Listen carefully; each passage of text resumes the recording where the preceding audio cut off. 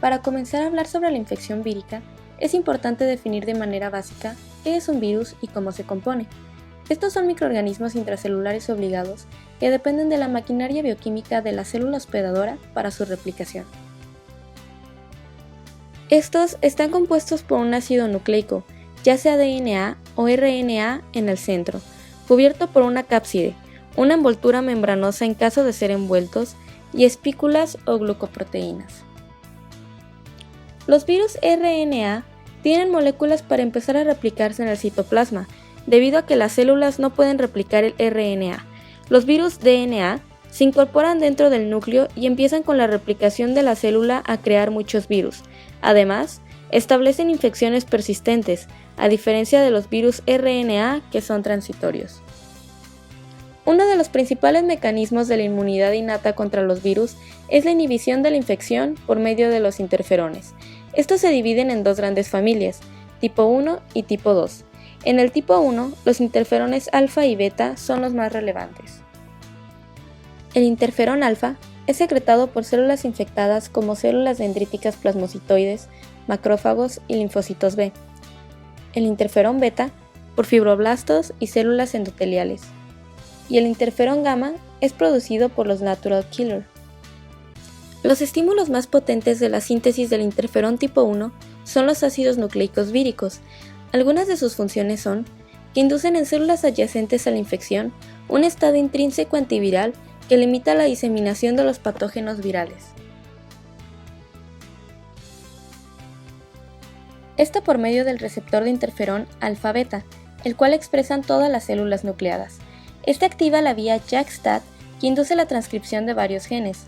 Uno de ellos codifica la enzima 2'5'-oliguadenilsintetasa, que activa la RNasa L, que degrada el RNA vírico y celular, provocando la apoptosis de células infectadas. Otros genes inducen la proteína quinasa R, que fosforila el factor de iniciación EIF2-alfa, inhibiendo la síntesis de proteínas virales y celulares, por lo que la célula entra en apoptosis. Otra función es la maduración de células presentadoras de antígenos y producción de citocinas y quimiosinas por parte de las células de la respuesta inmunológica innata. Favorecen la producción de anticuerpos y amplifican la función de los linfocitos T efectores. Además, aumentan la expresión de MHC1 y la probabilidad de que las células infectadas sean reconocidas y lisadas por los linfocitos T citotóxicos. Uno de los primeros aspectos que determina el desenlace de la interacción del virus con el hospedero es el contacto entre las células del sistema inmunológico y la partícula viral, ya que, de acuerdo con el resultado de este, se llegará al establecimiento o la resolución de la infección. Esta interacción es compleja por diversos factores que influyen en ambas partes. Las células del sistema inmunológico han adquirido mecanismos complejos, con los cuales son capaces de reconocer las partículas virales y establecer una respuesta antiviral que permite la resolución de la infección. Sin embargo, muchos grupos de virus han desarrollado mecanismos que les permiten evadir tal reconocimiento y así replicarse y continuar la infección. Existen tres fases en las que el sistema inmunológico reconoce moléculas de origen viral. 1. Contacto y entrada de los virus a su célula blanco. 2. Liberación del genoma viral e inicio de la replicación en el citoplasma o el núcleo. Y 3. Ensamblaje y liberación de nuevos viriones. Uno de los principales mecanismos de reconocimiento son los PAMP, patrones moleculares asociados a patógenos, por medio de los PRR, receptores de reconocimiento de patrones. Existen algunos ejemplos de estos como el TLR3, que es capaz de reconocer al RNA de doble cadena al interior de los endosomas que se encuentran en los reovirus. El heterodímero conformado por el TLR7 y el TLR8 reconocen al RNA de cadena sencilla presente en los coronavirus, togavirus y arenavirus. Y el TLR9 es capaz de reconocer genomas de DNA de herpes virus, adenovirus y hepatnavirus en el citoplasma celular para establecer una respuesta antiviral.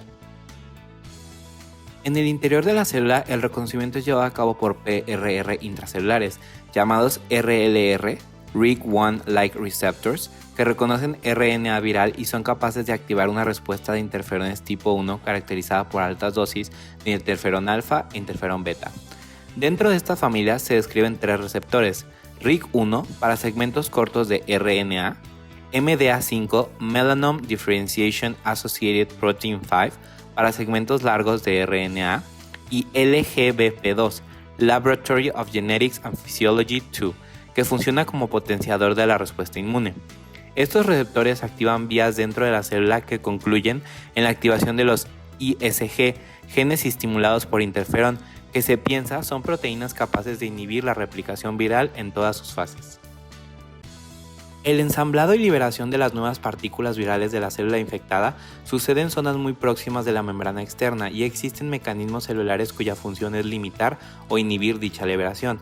Entre estos mecanismos están CD137 o teterina, que se une directamente a las partículas virales formadas por completo al interior de la membrana de las células e impide su liberación. Las partículas virales no son degradadas, pero permanecen atrapadas al interior de la célula, por lo tanto se restringe la infección. La principal función de los neutrófilos es inmunomoduladora. Sin embargo, su activación exacerbada contribuye a la patogenia de la enfermedad. Primeramente, los neutrófilos pueden limitar la infección al ser capaces de reconocer ADN o ARN viral mediante los receptores tipo TOL.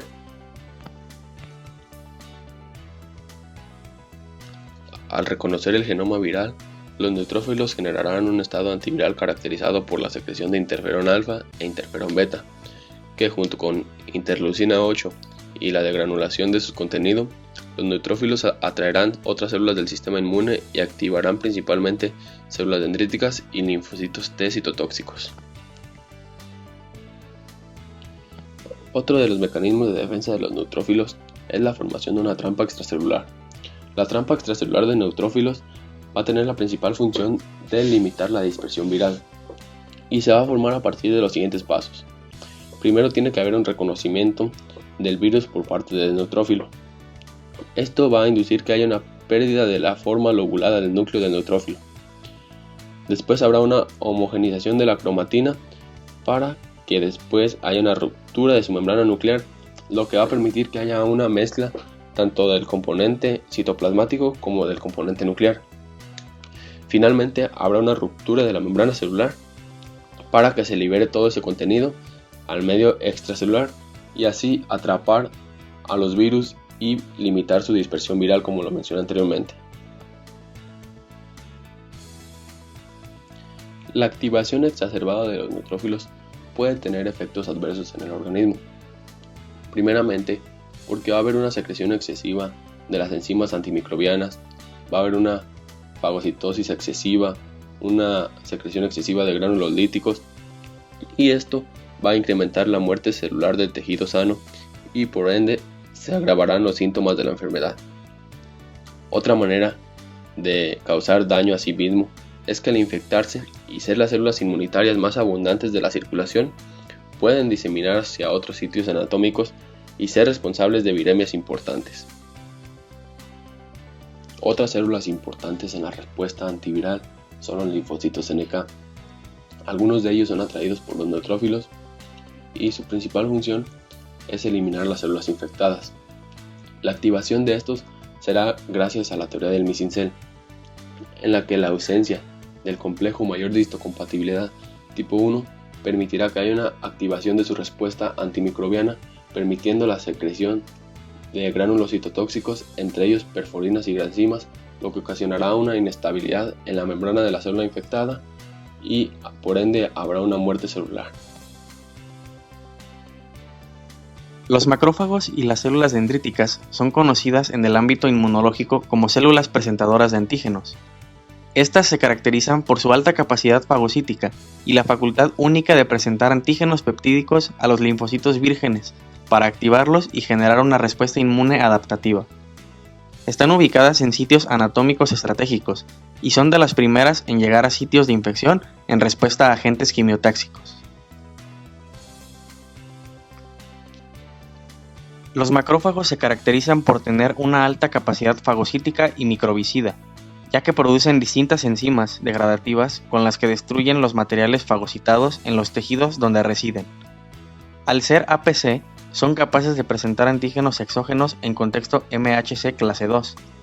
tras fagocitar una partícula vírica, forman un fagolisosoma donde es degradada. Luego del retículo endoplásmico rugoso sale una vesícula que contiene la molécula del MHC clase II y se fusiona con el fagolisosoma, en el cual podrá unirse a un péptido y luego ser expresado en la membrana como un antígeno. Entonces el macrófago migra hacia un órgano linfoide donde podrá presentar al antígeno a un linfocito CD4, coestimularlo y activarlo, generando una clona de TH que coordinarán una respuesta adaptativa contra el virus. Por su parte, las células dendríticas tienen dos subpoblaciones identificadas, las convencionales y las plasmocitoides. Las células dendríticas convencionales, a través de receptores TLR, reconocen y fagocitan las partículas víricas en los tejidos donde residen, para luego migrar a un órgano linfoide cercano y realizar la presentación antigénica. Las células dendríticas plasmacitoides se consideran una de las primeras líneas de defensa ante infecciones virales, ya que tienen varios receptores TLR que detectan RNA viral y en respuesta secretan grandes cantidades de interferones tipo 1. Una virtud exclusiva de las células dendríticas es la capacidad de hacer presentación cruzada. Como los macrófagos, también presentan antígenos en contexto MHC clase II, pero las células dendríticas logran autoinfectarse y producir proteínas víricas, las cuales son antígenos endógenos y se expresan en contexto MHC clase I.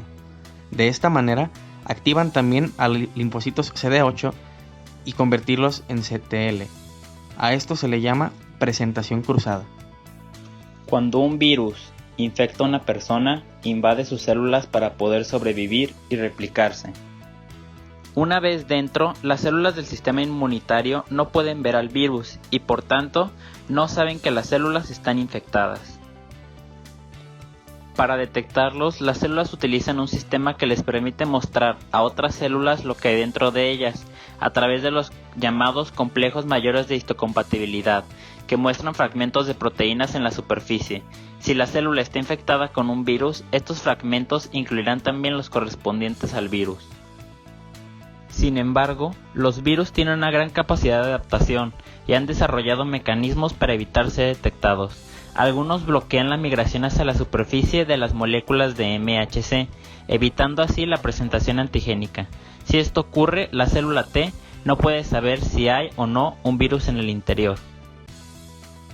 Recordando, hay diferentes tipos de linfocitos T de acuerdo a sus citocinas y a su capacidad efectora, los cuales están clasificados de la siguiente forma: TH1, productores de interleucina 12 e interferón gamma; TH2, de interleucina 4, interleucina 5 e interleucina 13; TH17, de interleucina 17, interleucina 21 e interleucina 23; los T reguladores de interleucina 10 y factor de crecimiento transformante beta; las T foliculares, las cuales se dividirán en T foliculares 1, las cuales van a secretar el interferón gamma y van a producir anticuerpos de su clase IgG2A; las T foliculares 2, las cuales van a producir interleucina 4 y van a favorecer la producción de anticuerpos IgG1; y las T foliculares 10, las cuales van a secretar interleucina 10 y van a promover la producción de anticuerpos IgA. Se conocen tres fases de la respuesta de los linfocitos T. La primera es la fase de activación y expansión. La segunda, la fase de contracción o de muerte por apoptosis. Y la tercera, la fase de establecimiento y mantenimiento de la memoria inmunológica.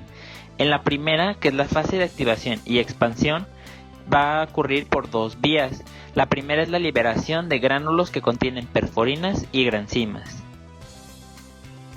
En la segunda, hay una inducción en la expresión del ligando de Fas que manda a apoptosis cuando se agregue Fas en las células infectadas.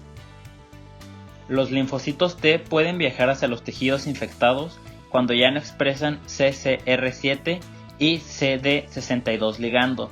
También cuando secretan factor de necrosis tumoral alfa e interferón gamma, pueden así reclutar a otras células a la batalla.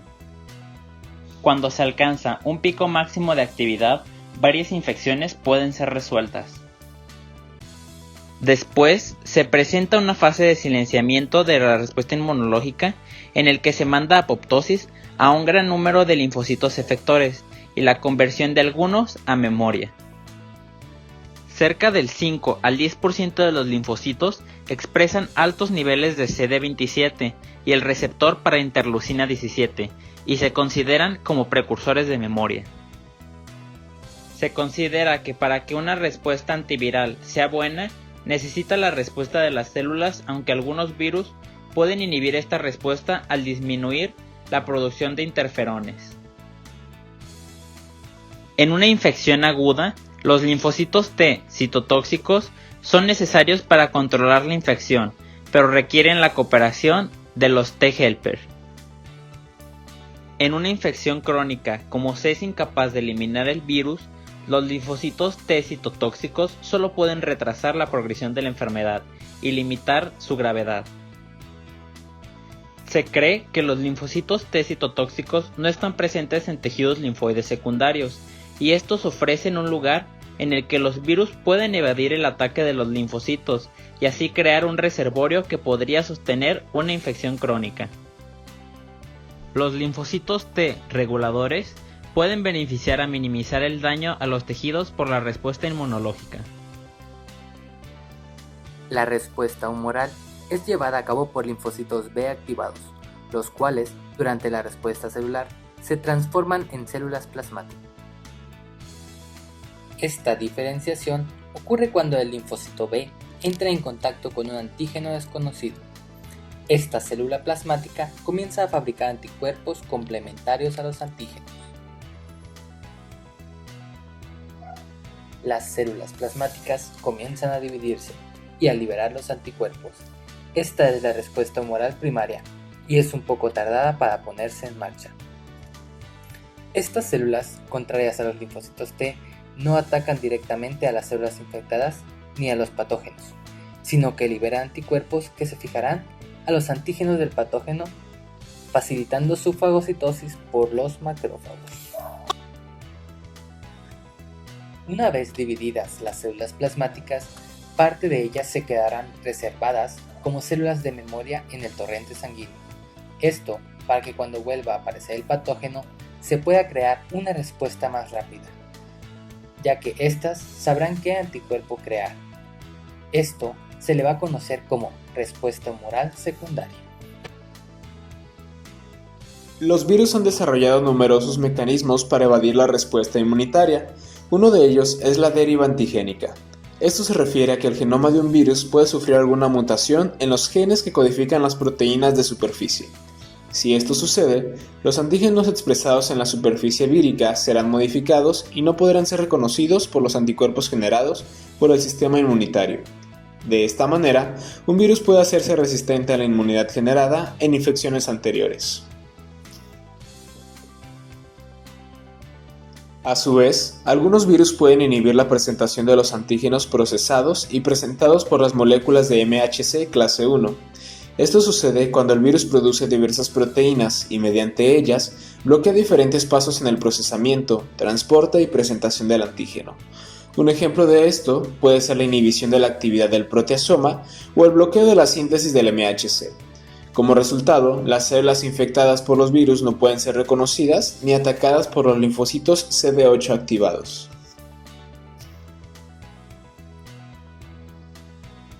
Por otro lado, hay virus que producen moléculas capaces de inhibir la respuesta inmunitaria, como el virus de Epstein-Barr, que produce una proteína similar a la interleucina 10, citosina encargada de inhibir la diferenciación del linfocito CD4 hacia Th1, y por ende, los macrófagos no son activados.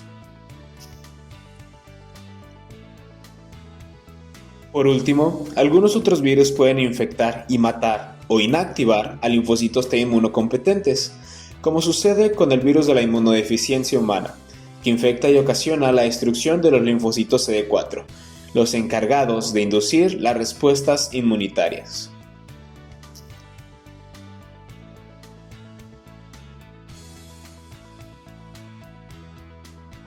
Como ejemplo, vamos a utilizar el virus de la gripe. Este entra al organismo pasando la primera línea de defensa. Por ejemplo, en la nariz, el virus pasa a los vellos y la mucosa nasal para ingresar al organismo. El virus sigue por el organismo hasta acercarse a la faringe. Ahí se encuentra con las células y se mete a ellas por endocitosis. El momento de que se internaliza el virus en la célula, forma un endosoma que se rompe para liberar el contenido del virus en el citoplasma. El virus comienza a replicarse a través de la célula, activando así la respuesta inmunitaria. Los macrófagos comienzan a fagocitar el virus y liberan interleucinas para atraer más células inmunológicas. Las interleucinas provocan elevación de temperatura corporal para erradicar más rápido el virus. Las células dendríticas toman unos residuos y se dirigen a los órganos linfoides para buscar los linfocitos específicos, actuando como células presentadoras de antígeno. El linfocito T, que corresponde a dicho virus, comienza a duplicarse y se mueve por el torrente sanguíneo a atacar el virus, mientras que el linfocito B comienza a crear anticuerpos para futuras infecciones de dicho virus. Los linfocitos T en su mayoría sufren apoptosis, pero algunos quedan para servir como células de memoria.